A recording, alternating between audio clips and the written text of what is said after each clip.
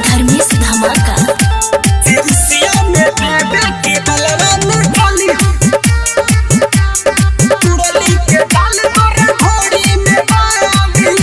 सिरसिया में देवे की बेलवा में चोली होली मुरली के दाल तोरा ढोरी में गोली।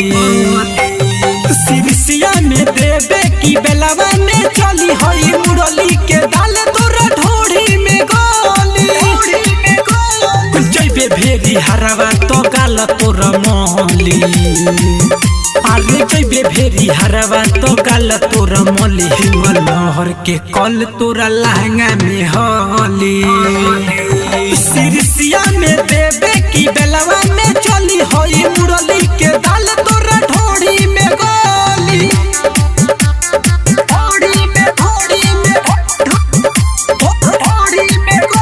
डीजे अरमान आगापुर सिरसिया में देवे की बेलवा में चली सुंगर समौता हवे गोरी तनी छुए द अपन ढोढ़ी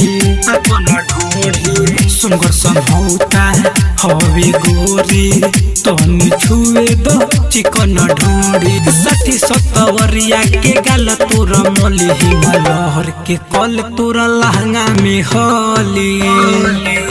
सिरसिया में देवे की बेलवा में चली होई मुरली के दाल तोरा ढोढ़ी में गोली। सिरसिया में देवे की बेलवा में चली होई मुरली के दाल तोरा ढोढ़ी में गोली। सिरसिया में देवे की बेलवा में चल